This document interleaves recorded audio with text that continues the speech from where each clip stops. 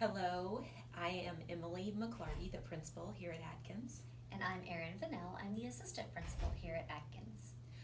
When most people hear the words principal's office, a certain connotation may come to mind. So we wanted to give you a little reassurance and just have an honest, genuine conversation about what you and your child can expect from the principal's office here at Adkins Elementary. Go ahead. So, at the principal's office, old days, you would probably think, oh, I'm a little afraid to come to the principal's office, but not here at Adkins Elementary. The principal's office, for the vast majority of visits from our students, are happy visits. Happy visits where we're celebrating student work or celebrating a special achievement, or sometimes kids meet with us in the conference room and the board around the board table and present to us the work that they've been doing or wanting to get a service project going, things of that nature. So the vast majority of times that we visit with students, it's a happy visit time. That's true. There are times, because we are human beings and childhood is one of the most important purposes of childhood is mistake making. And so there are times that we need to meet with a child because of a decision that they've made or a choice that they have made or an action that they've participated in that isn't positive and isn't their best self. We want to give you reassurance and understanding about some key critical things that are a part of our belief system. You can be assured that no adult at Adkins Elementary will interact with your child in a disrespectful or angry way. Even when things seem very upsetting and worrisome to the child, you can count on the fact that the adults will remain calm, respectful, and loving throughout the conversation. When we do have a visit with a child that is a difficult conversation, we use a tool called the orange dot. And for that reason, we call these kinds of visits orange dot visits.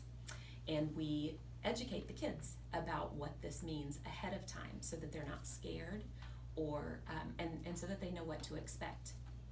During an orange dot visit, we place the orange dot on the ground, and the child stands on the orange dot facing the adult with whom they're interacting. I tell the child, and Mrs. Vanelli uses this same language, we tell the child right at that time that the reason that we use the orange dot is as a visual signal, both for you and for me, that this is a serious conversation.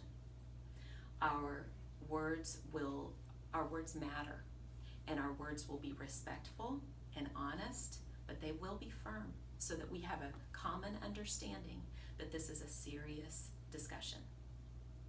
We have 3 requirements for an orange dot visit. Number 1, you must tell the truth. You must be honest with yourself and with us about what happened. Number 2, you must take responsibility for the part that you played. That means no sentences that begin with, he did this or they did this or, but I didn't mean to.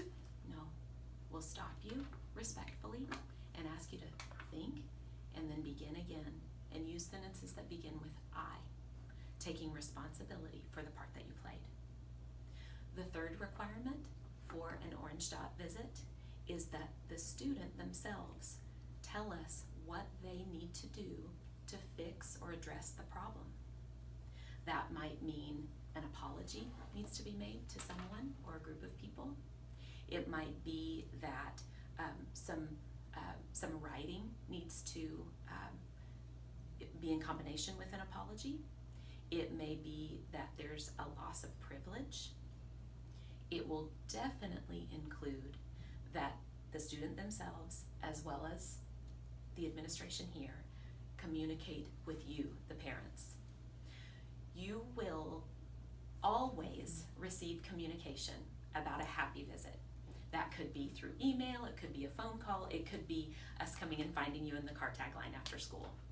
You will always receive personal communication, not through email, either a phone call or a personal conversation about an orange dot visit. The only time that we will send an email is if we cannot reach you by phone or in person. And in that case, we want to make sure that you get the information. So in that case, we would send you an email. But all of that communication will be personal, private, and respectful. Mrs. Fennell, do you have anything else to add about orange dot visits?